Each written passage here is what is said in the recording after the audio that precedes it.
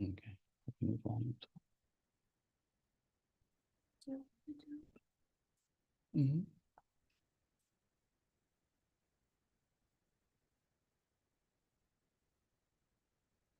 All right, we kind of made it through Freud, but I was thinking about after the lecture the other day. I think we will leave Freud for now for the developmental section and the personality section.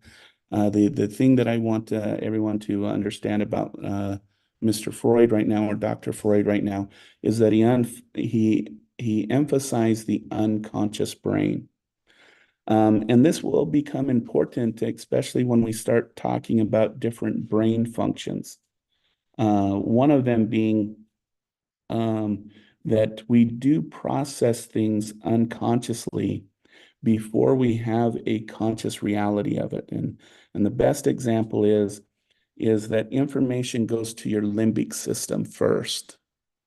And at that moment, your body prepares you to react how it thinks you're going to react. Okay. And then the information is sent up to the cortical areas of the brain where we have our conscious reality of it, and then we make a decision whether to tell the limbic system to cool down or to ramp up. And I'm not sure if I mentioned this in the first of class. Go ahead. Wait, we're not to be. Yes. Oh, sorry. So, would you agree that people who have BPD don't really process that? Like when they're going into rage, like they're kind of missing that, not to sound like incompetent, but they're kind of miss that stuff where it goes into their conscious reality and they're able to make a good decision. Well, we'll talk a little bit more. The area we do know that has in inhibitory reasons is people like psychopaths. Okay. That, And I don't know if I explained this in the first of class or not. Anyways, I can't remember if I talked to you guys about this when we went through the syllabus or not. But so information comes into your limbic system, and then it hits the conscious area of your brain, and then your brain sends down an inhibitory response to your limbic system saying never mind. So the example that I always use, and I may have already used this in this class, and it's starting to, my classes are all starting to blur together already in the first 2 weeks, but I know everybody in the class. I haven't met a class where someone hasn't wanted to do this at some point, but I'm willing to bet everyone in the class wanted to just slap someone across the face. Just one, maybe they just looked at you, maybe they were annoying and you just wanted to clock them. Okay. That information went to your limbic system first, and that's why your palm started to sweat. You maybe clenched your fist. You might have got into a punching position.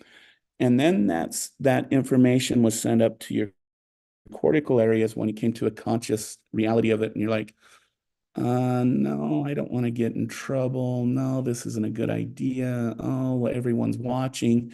And then that sends an inhibitory response to your amygdala saying, calm the system down. Okay. One thing that we know is that psychopaths don't have that inhibitory track. So they'll react with their amygdala. They will do that initial act because they don't have the ability to inhibit their limbic system. Okay. But this is an example going from Freudian theory that yes, we do have unconscious processes that do influence our behaviors.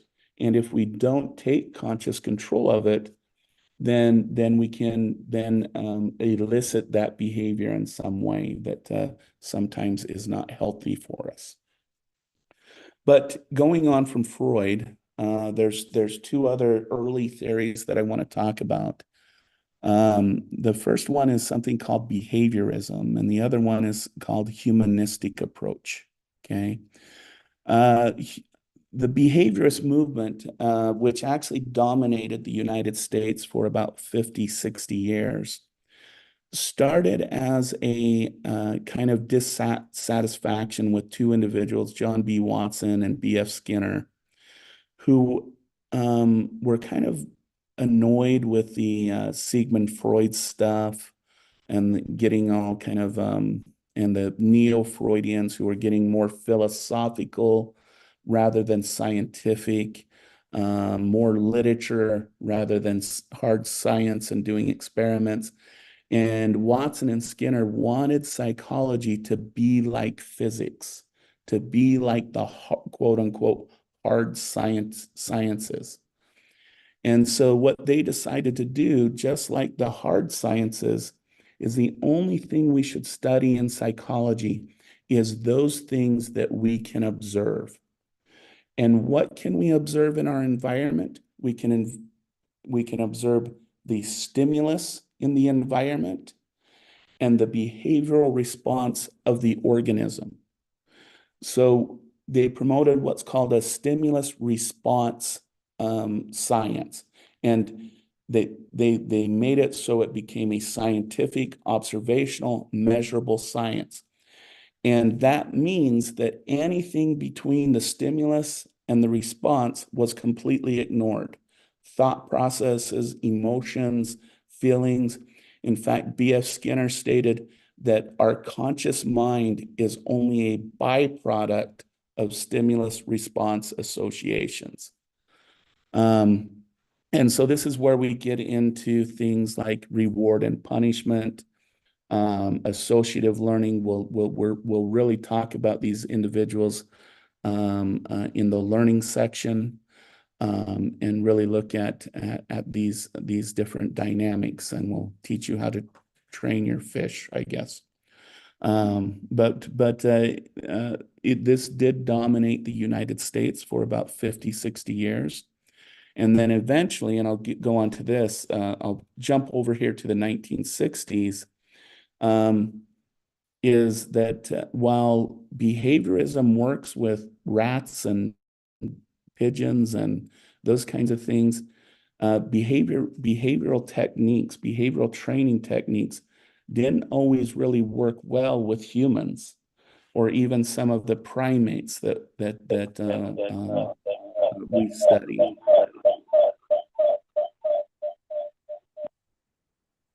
And so there was something called the cognitive revolution in the 1960s, where using a lot of the scientific approaches that the behaviorists developed, we started studying the mind again. We started studying cognition, decision making, intelligence, and all of those different areas. So it was in the 1960s that we brought that mind back into psychology.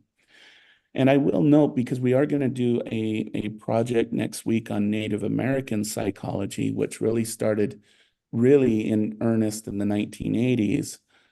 So cognition came back into play.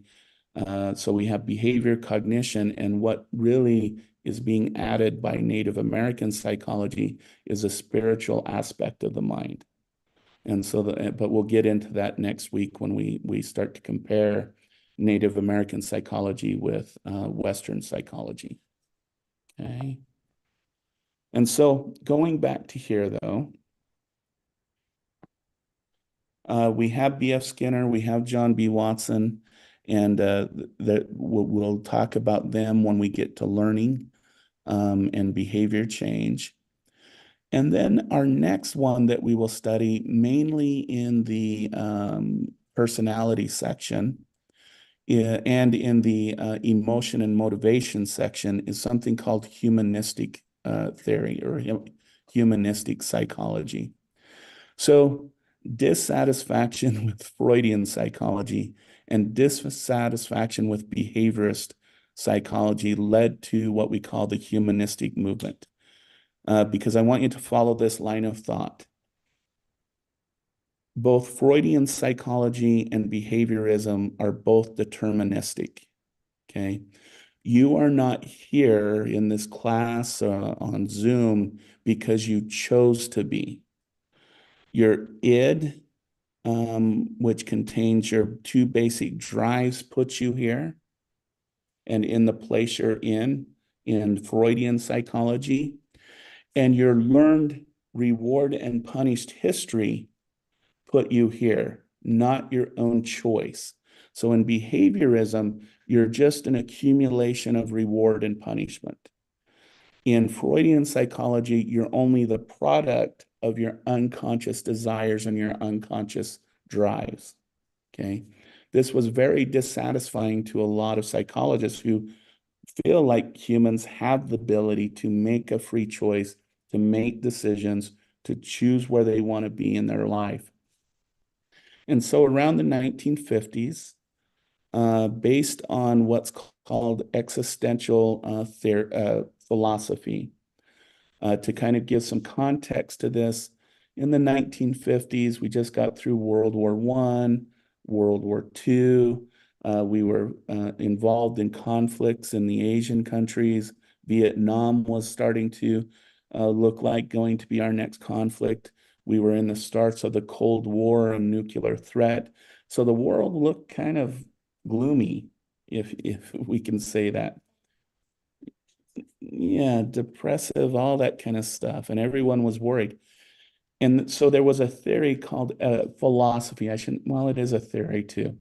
There was a philosophy that really connected with a lot of people called existentialism.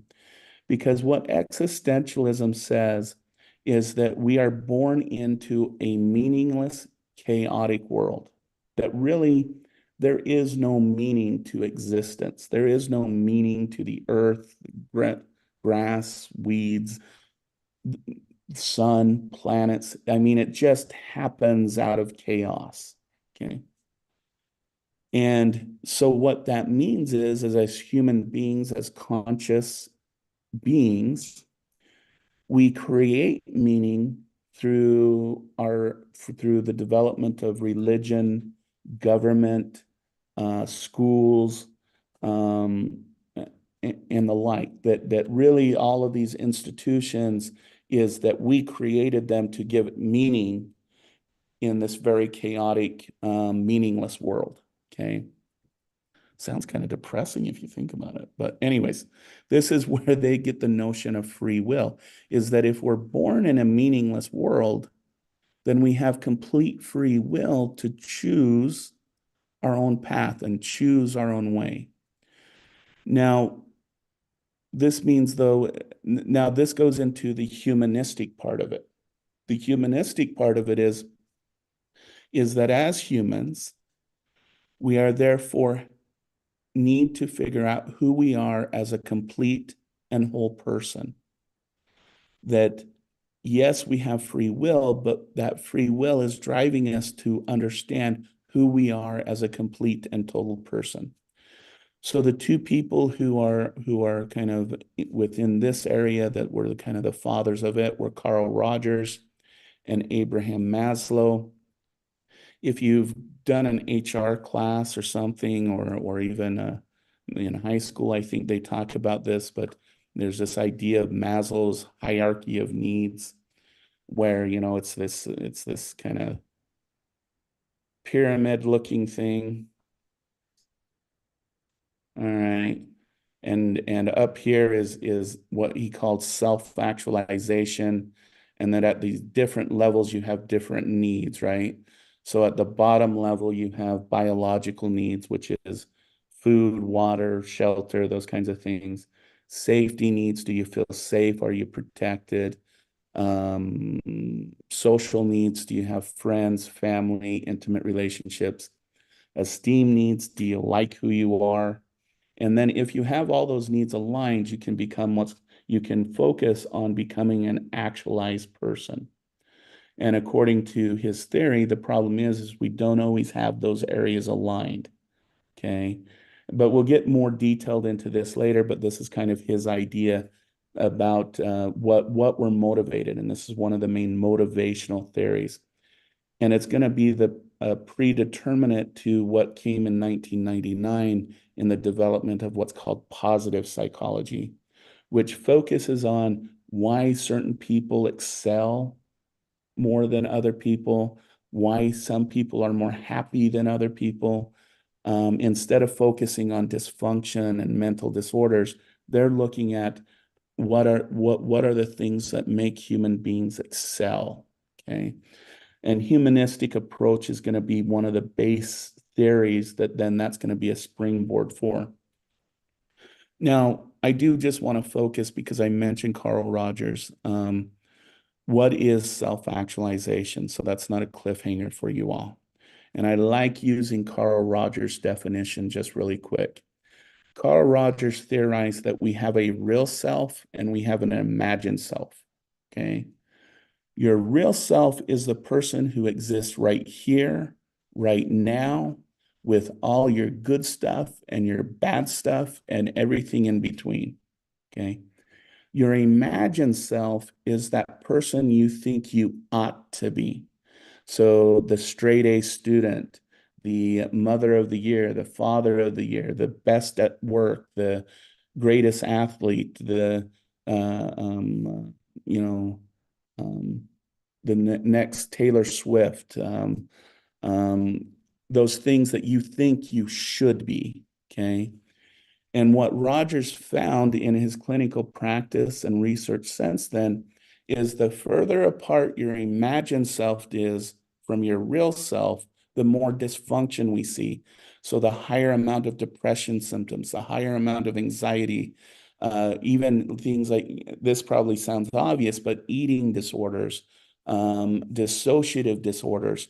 He found that they had a distorted view of who they ought to be. Okay. And so his idea of a self-actualized person is when the imagined self and the real self is one and the same. And that doesn't mean you become that imagined person, but you kind of meet in the middle where you come to completely accept who you are, your good qualities, your bad qualities, and you embrace them all. Now, that doesn't mean, if you have a bad quality of, hurting people, you go hurt people, but you understand that's within your nature. And so you need to do something about it and you don't deny it. And so if you're a violent person, you don't deny that you have the tendency to be violent, because the first part of not being violent is recognizing it. Okay, kind of an example. And so for him, what does that mean? If you accept yourself, your bad stuff, your good stuff, and everything in between completely, then you accept everybody else for their good stuff and their bad stuff and where they come from. Meaning that in essence, and I know this is a high mark, a person who is self-actualized is someone who lives without prejudice, without bias, without discrimination. In therapeutic world, this is someone who is able to work with, for example, a pedophile, because they know a pedophile is a part of that individual, but that doesn't make the complete individual. And so we can work with that. Okay. So that it's kind of an extreme example, because most of the time I ask, does anyone want to work with a pedophile? And everyone says, no, I would never do that. But if you think about it, that's kind of the situation. Now, with that being said, how many people in our world have really made it to self-actualization? Maslow said most of us could. In fact, Maslow would argue that all of you here doing what you're doing to improve your life and to become educated are all moving towards self-actualization, which for Maslow was just complete understanding of you. Rogers limits it a little bit because, if you really think of that type of person, maybe Martin Luther King and Mother Teresa could maybe meet that complete category, but very few of us can. So just some ideas, but we'll get back to these guys when we get to motivational theory. Yes. Sorry, I was taking notes, but I kind of got confused a little bit. So self-actualization is just the connection of who you are and not so much who you think you are. Yes. Kind of seeing yourself from a bird's eye view, from an outside perspective. Yeah, you could. Accepting Yeah, where accepting you're all at of it. right now, not where you were, where Mhm. future Yep. imagined. Yep. And if you think about this, and we'll talk about this later, if you think about this, we've had the mindfulness movement in the last 10 years, And really, that goes back to this idea of bringing yourself back into the present and existing right here in the moment. So, and so that's kind of they're kind of the grandparents of that type of idea. All right, I have 6 more minutes to explain these last two. No, you're okay. You're okay. So, two other types of movement that are going to be important for this class is one is social psychology and the other is developmental psychology. Social psychology wants to know the interaction between the individual and a group. Group being anywhere from an intimate partner to your interaction with a large group, I don't know, society and culture, and how. So we're interested on how those groups influence the individual and how the individual influences the group. Okay. And the major theoretical idea of social psychology is this notion of situationalism. So the debate we'll have later in the course, what better predicts behavior, your personality, who you are as a unique individual, or the situation and the situational context that you're in? Because most of the time, we adjust our personality and who we are for the context of the situation. So the basic example at this point is I'm just totally willing to bet that you all behave differently when you're home versus being at school versus being at a nightclub versus being in church. I'm willing to bet we all behave because if you guys go to church doing the nightclub thing, you're going to be in your pastor's office for a long time. So they do those rock and roll churches, but the point being is that the situation matters. And we'll go through a whole line of research that shows that social pressure, social situations matter when we talk about behavior and people's response to it. And the other thing, though, and this is the important part of this, while we all may behave for the most part in a situation the same, now there'll always be deviation. Okay, there'll always be that individual in a quiet thing that just can't keep quiet. Okay, so there's always variability within a situation. But the other thing that we want to know as social psychologists is the individual's experience of the situation. Okay. So, for example, if we were all sitting here in this classroom, you all heard the same lecture, I would be willing to bet each and every one of you are going to leave with a different perspective on this lecture. Okay, because of your subjective experience. Even though we behaved the same, I behaved the same, you all were here taking notes and doing, if I went around and I surveyed each one of you privately, you would all probably tell me a different experience. Okay. And so while we know that the situation determines behavior, the experience of it is very diverse. And that's what we try to get to with social psychology. Developmental psychology, which is one of my second favorite areas of study because I love studying babies. Developmental psychology is the study of how we change over time.